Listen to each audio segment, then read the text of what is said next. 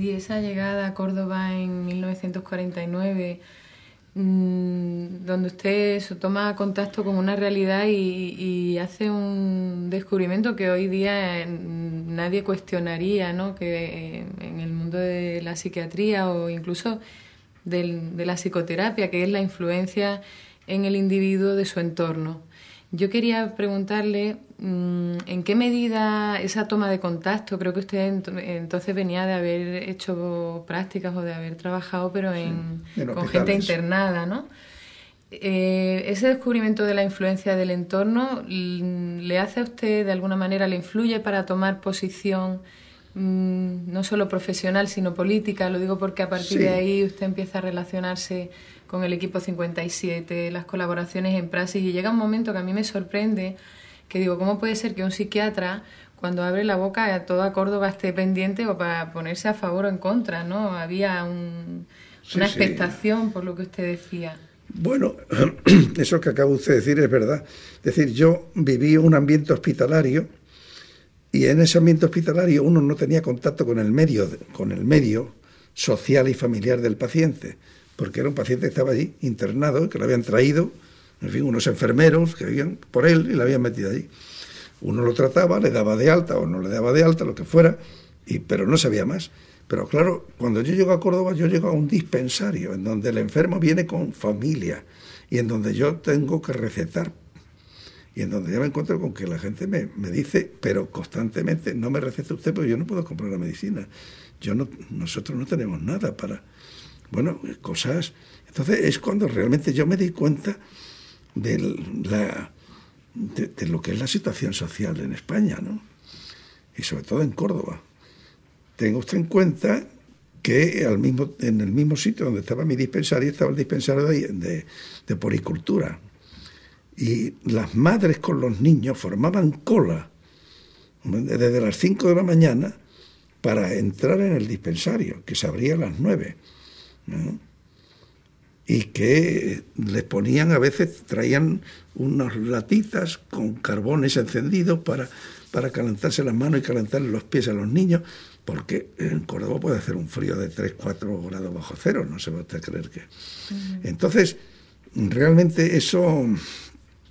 Me dije, bueno, pero ¿qué sociedad es esta, no? ¿Verdad?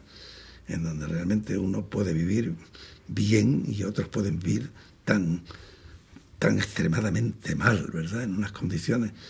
Y eso realmente... Por eso mi ida a la política no es es a partir de una especie de moral, ¿no? Y no lo digo como virtud, ¿no? Lo digo como...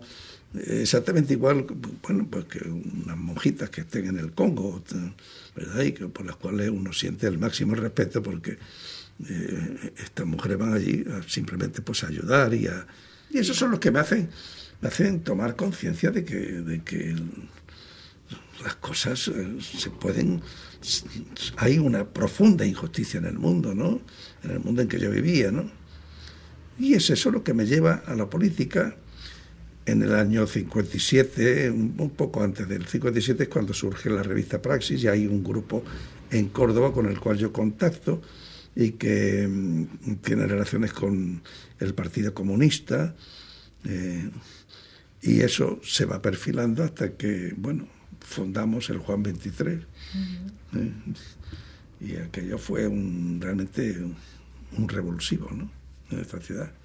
Y en cuanto a las historias clínicas, ¿en qué sentido le parece a usted que tienen ese aprovechamiento como... Bueno, las historias clínicas, ha habido una tradición en la medicina, sobre todo en psiquiatría y procedente de la psiquiatría alemana y de la psiquiatría francesa.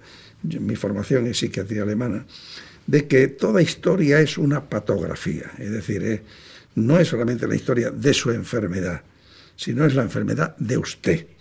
Y la enfermedad es un acontecimiento que le ocurre a una determinada persona, en un determinado momento. Me refiero naturalmente no a una tifoidea, no a un tifus, ni a un sarampión. Me refiero a una enfermedad, en fin, como puede ser una enfermedad mental, tal como una depresión o como un delirio persecutorio. Lo que sea. Entonces, en ese sentido... no se podía ni se puede desprender el trastorno de la biografía del paciente. Tenga en cuenta que cuando yo me jubilo de la cátedra y del dispensario, dejo 38.000 y pico historias clínicas, y ahora que me voy a retirar ya de la consulta, ya voy por la historia 37.800, es decir, que solamente en Córdoba yo he llegado a ver más de 70.000 enfermos, no solamente de Córdoba, sino por fortuna de otros sitios, ¿no? Entonces eso ha sido una enseñanza extraordinaria. Mi consulta ha sido apasionante, porque ver 8 enfermos al día, 8 pacientes al día, y cada uno de un mundo absolutamente distinto, ¿no? Y no solamente casos de estos, sino después el hecho de que montones de personas, ¿verdad?, que yo he visto, de pueblos a veces pequeñísimos, y que sin embargo, cuando cuentan su vida, resulta que aquella persona en aquel pueblo insignificante, y que a lo mejor, bueno, ahora saben leer y escribir, pero antes ni sabían leer ni escribir, pues tienen una historia maravillosa, ¿no?, de relación con los padres, con los hermanos, con ellos mismos, ¿verdad? Y es sumamente interesante, atractivo, y me han enseñado muchísimo. En 1965 usted publica un estudio sobre la depresión, que no sé si ya es un libro que está vinculado a toda esa experiencia del dispensario, del conocimiento de la realidad española, pero sí que es un libro que primero se agota en una sola tarde en la Feria del Libro, suscita muchísimo interés, pero también suscita una incomodidad enorme, sino el intento de censura por parte de las jerarquías que dominaban la psiquiatría en ese momento. Bueno, mire usted, yo no escribí ese libro, el de la depresión, en absoluto con carácter de divulgación, porque es un libro, pues bueno, me parece que bastante técnico en ese sentido. Lo que ocurre es que teníamos mucho público que no sabíamos que existía. Era gente que ya estaba en la universidad, gente joven, más joven que yo, en aquella época, y entonces había gente con una necesidad de unas inquietudes que habían surgido, como me habían surgido a mí. Entonces, cuando se publica La depresión, la primera edición se agota, pero no en una tarde. La primera edición se agotó en un mes aproximadamente, así, porque tampoco hicieron demasiadas, en 2.000 ejemplares o 3.000. Y Península entró en una crisis económica gorda. Entonces, cuando se publica la segunda edición, se habían creado unas expectativas de tal naturaleza que realmente se agotó en una tarde, la segunda edición. Y después salieron muchos, y sigue editándose, porque el libro de la depresión ya va por la 14ª edición.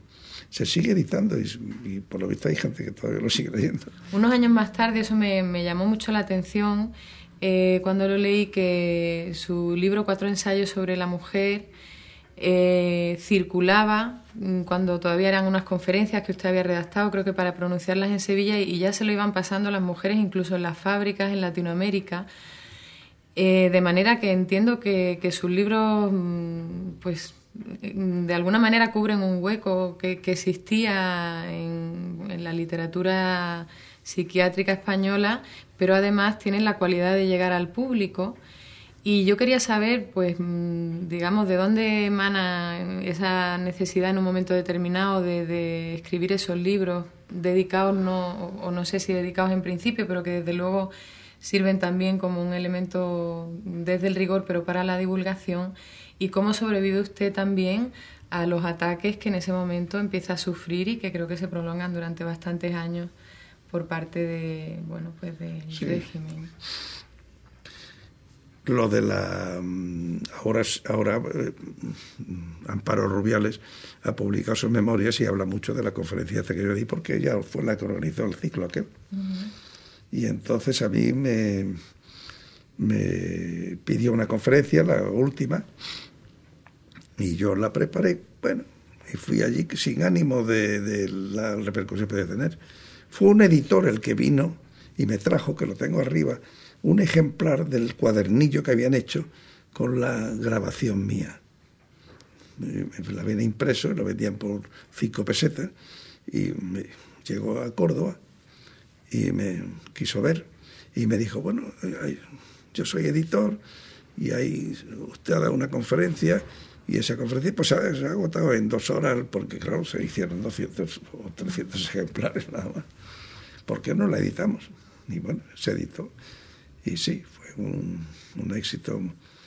Sí, y se hicieron muchas ediciones en América, sí, totalmente a la buena de Dios, ¿no? Sin pedir permiso ni nada. Sí, sí.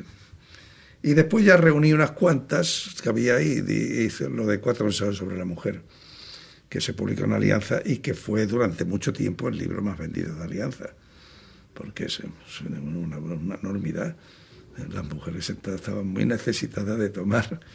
Y todavía me llegan muchas veces, ¡ay, si este libro, qué tal! Un libro viejo ya, en fin, despellejado, y que lo viven con mucho cariño. Sí.